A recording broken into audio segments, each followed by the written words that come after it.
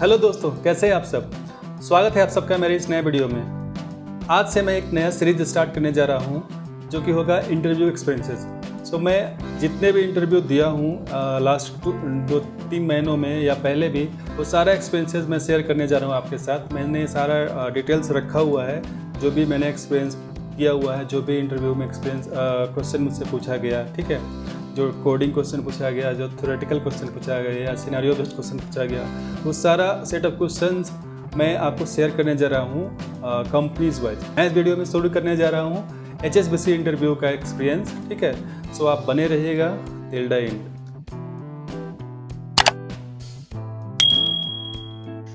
तो चलिए शुरू करते हैं अपने फर्स्ट राउंड से, जो कि था टेक्निकल राउंड। तो इसमें पहला क्वेश्चन आता है, what is name space in Python. जैसा कि आप जानते हैं, कोई भी प्रोग्रामिंग लैंग्वेज में आप एक वेरिएबल जो डिफाइन कर दिए हैं किसी स्कोप में, तो दोबारा उस सेम वेरिएबल को डिफाइन नहीं कर सकते, ठीक है। तो उस चीज़ को मैनेज करने के लिए हर एक प्रोग्रामिंग लैंग्वेज में कुछ ना कुछ होता है। तो यहाँ पे पाइथन में वो नेम स्पेस है। नेम स्पेस आपको इंश्योर करता है कि आप कोई भी वेरिएबल सेम स्कोप में, मतलब सेम फंक्शन में या सेम क्लास में दोबारा डिफाइन नहीं कर सकते। तो आप पाइथन इसके लिए एक डिक्शनरी मैनेज करता है। डिक्शनरी में वो जो भी वेरिएबल का नाम है उसको की एज ए स्टोर करता है, और वैल्यू उसका हो जाता है कि आप कौन से स्कोप में, इसका स्कोप क्या है, वो उसका वैल्यू हो जाता है। आप इसको इस तरीके से बोल सकते हैं वहाँ पे, Python use to manage unique name for each and every object used in Python program. Internally, Python uses a dictionary to manage this namespace. The name of the variables objects are the keys of this dictionary, and values defines the scope of this variable. 3 type का namespace होता है, local, global and built-in. अगला question आता है, what is local and global variable? तब name से आप समझ सकते हैं कि लोकल वेरिएबल ऐसा जो कि किसी फंक्शन के अंदर डिफाइंड हो और उसका स्कोप उसी फंक्शन के अंदर ही हो, ठीक है। एंड ग्लोबल वेरिएबल ऐसा जो किसी फंक्शन के अंदर नहीं हो और उसका स्कोप ग्लोबली हो। मतलब आप उसको इस तरीके से बोल सकते हैं, variable which is defined within a function and its scope is limited to that function is called local variable. और ग्लोबल के बारे में बोल सकते हैं, variable which is not defined within any function and it is having global scope is called global variable. Next question आता है, what are decorators, do we pass self in decorators. ये बहुत ही ज्यादा इंपॉर्टेंट क्वेश्चन है किसी भी Python programmer के लिए, किसी भी पाइथन एक्सपीरियंस इंटरव्यू के लिए, या कभी कभी ये फ्रेशर से भी पूछ दिया जाता है, ठीक है। तो डेकोरेटर क्या है कि वो किसी भी फंक्शन को एज ए आर्गुमेंट लेता है, उसके आउटपुट में कुछ चेंजेस करता है बिना उसका डेफिनेशन को अल्टर किए हुए, और बस आउटपुट चेंज करके उसको रिटर्न करता है, ठीक है। तो उसको आप इस तरीके से बोल सकते हैं, decorators in Python are a special type of functions which will take another function as argument and alter the output of that given function without changing the definition of that function. And second part of this question was, do we pass self in decorators? So yes, we can pass self in decorators wrapper function if it is part of any Python class.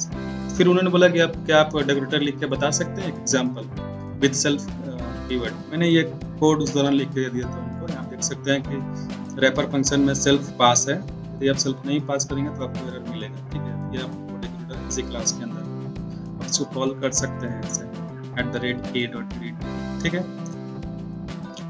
Next question आता है, what are iterators in Python. Iterators are an object in Python which is used to iterate over the iterable object like list, dict, set, and tuple, etc. It uses iter to convert any iterable into an iterator object. It uses next method to extract the value from that object one by one. If all elements are extracted and again you call that next method, it will throw a stop iteration exception. ये last point बहुत ही ज़्यादा महत्वपूर्ण है। वो लोग पूछ देते हैं कि आप आइटरेटर को ऑब्जेक्ट कर लिए, एक्सट्रैक्ट कर लिए, अभी आइटरेटर में कोई एलिमेंट बचा नहीं, आप फिर भी अब उस पर नेक्स्ट मेथड कॉल कर रहे हैं तो क्या होता है। तो आप इस तरह ये बोल सकते हैं कि वो स्टॉप इटरेशन एक्सेप्शन रेज होगा वहाँ, ठीक है। आइटरेटर के बारे में आप बहुत अच्छे से पढ़ लीजिए। ये ऐसा कॉन्सेप्ट है जो कि बहुत ही यूज होता है और बहुत ही ज़्यादा पूछा जाता है किसी भी interview. How to implement multithreading in Python. उन्होंने कोड लिखने के लिए बोला था कि आप इसको कोड लिख के बताइए। डेफिनेशन तो सही है, कोई भी बोल देता है, आप कोड लिख के बताइए कैसे इसको प्रॉपर रन करके बताइए। उस दौरान मैंने ये आंसर उनको लिख के दे दिया था। ये कोड देख सकते हैं आप, मल्टी थ्रेडिंग इंपोर्ट कर सकते हैं, थ्रेडिंग इंपोर्ट कर सकते हैं मल्टी थ्रेडिंग इम्प्लीमेंट करने के लिए। और फिर मैंने दो मेथड बनाए हैं, जो कि एक कैलकुलेट स्क्वायर है, दूसरा कैलकुलेट क्यूब है। एंड फिर मेन थ्रेड में दोनों थ्रेड को मैंने प्रिपेयर किया है, ठीक है। फिर start and join method call किया है। इस तरह से आप जब आप इसको रन करेंगे तो 1 by 1 वो पैरेलली एग्जीक्यूट होगा, क्योंकि मैंने वहाँ पे स्लिप दे के रखा है, ठीक है। तो इस तरह से आप रिस्पॉन्स कर सकते हैं। अगला क्वेश्चन आता है what are args and star args and star kwargs. ये भी बहुत ही ज़्यादा महत्वपूर्ण क्वेश्चन है, आप इसका क्वेश्चन कर लीजिएगा। इसका आंसर मैं यहाँ पे नहीं लिखने जा रहा, बट बता दे रहा हूँ कि ये यूज होता है वेरिएबल आर्गुमेंट पास करने के लिए किसी फंक्शन में। यदि आपको जरूरत हो वेरिएबल आर्गुमेंट का या वेरिएबल की वैल्यू आर्गुमेंट का किसी फंक्शन में, तो आप इसको यूज कर सकते हैं रिस्पेक्टिवली। अगला क्वेश्चन है what is monkey patching in Python. ये कभी कभी पूछ दिया जाता है कि इंटरव्यू में, बट ये यूज होता नहीं है in real time project, rarely he use होता है किसी प्रोजेक्ट में, बट इसको जानना जरूरी है। आपको हिंट दे देता हूँ कि monkey patching is something like when you want to replace any function definition with some other function definition, then that concept is called monkey patching. आप इसके बारे में रिसर्च कीजिए और आप कमेंट बॉक्स में कमेंट कीजिए इसका आंसर। What is flask. तो फ्लास्क एक वेब एप्लीकेशन फ्रेमवर्क है जो कि पाइथन में लिखा गया है, और ये बहुत ही माइक्रो फ्रेमवर्क है। मतलब डायरेक्टली आप एक फाइल बना के, पाइथन फाइल डायरेक्टली आप फ्लास्क मॉड्यूल इंपोर्ट कीजिए एंड उस एपीआई बना सकते हैं with in few lines of code.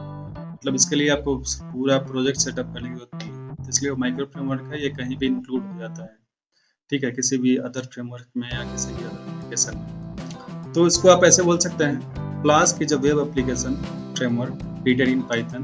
It's a Python module that lets you develop web application easily. It has a small and easy to extend code. It's a micro framework that does not include an ORM. ठीक है।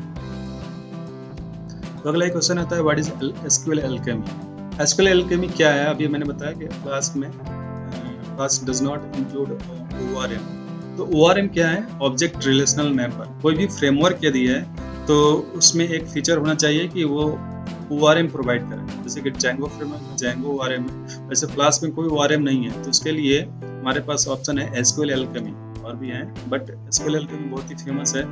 और ये SQL Alchemy क्या है? ORM है, जो कि आप पूछिएगा ORM क्या है, तो ORM एक है ऑब्जेक्ट रिलेशनल मैपर, जो कि पाइथन प्रोग्राम और डेटाबेस के बीच का एक लेयर है, ठीक है।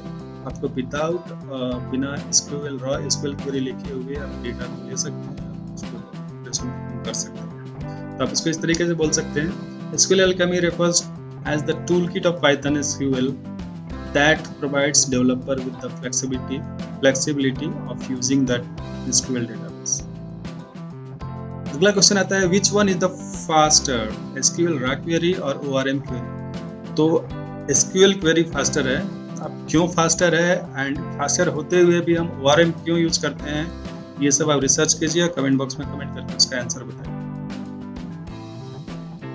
अब राउंड 2 आता है। फर्स्ट राउंड मैंने जब क्लियर कर लिया, तो सेकेंड राउंड में जब मुझे 2-3 दिनों के बाद कॉल आया कि आप फर्स्ट राउंड में सिलेक्टेड हो चुके हैं, आपका नेक्स्ट राउंड शेड्यूल कर दिया गया है, ठीक है। तो नेक्स्ट राउंड का क्वेश्चन इस प्रकार था, what is bubble sort and merge sort. ये सब थ्योरेटिकल क्वेश्चन है।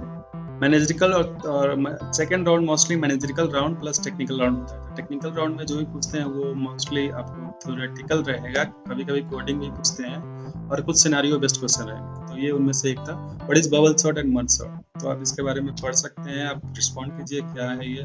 मैंने उस दिन उसका डिफिनेशन बता दिया था, एक एग्जाम्पल लेके भी समझा दिया था।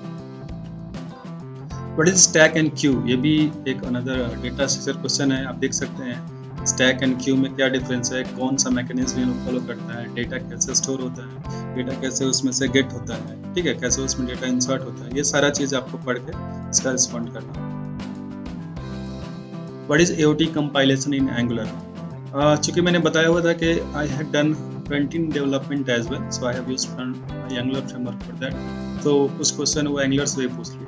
AOT कंपाइलेशन, AOT का मतलब होता है अहेड ऑफ टाइम कंपाइलेशन, और ये इसका मतलब क्या होता है, एंगुलर जो है टाइप स्क्रिप्ट बेस्ड है। टाइप स्क्रिप्ट बेस्ड का मतलब कि ये डायरेक्टली क्लाइंट से कांटेक्ट नहीं करेगा, क्लाइंट इन द सेंस में ब्राउजर से कम्युनिकेट नहीं कर पाएगा। तो उसके लिए क्या होगा कि जो टाइपस्क्रिप्ट है वो जावास्क्रिप्ट में कन्वर्ट करके ऑलरेडी रख देता है।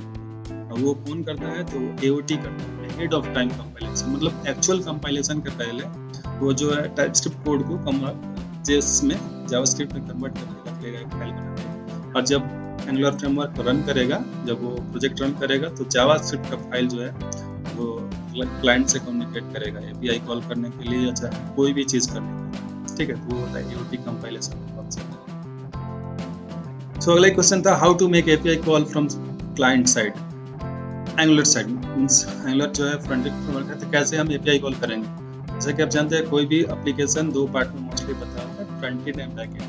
फ्रंट एंड से आप कैसे बैक एंड का API कॉल करेंगे, इस चीज़ को आपको जानना जरूरी है। तो हम एंगुलर यूज़ किए थे, तो एंगुलर के लिए आपको यूज़ कर सकते हैं HTTP क्लाइंट मॉड्यूल।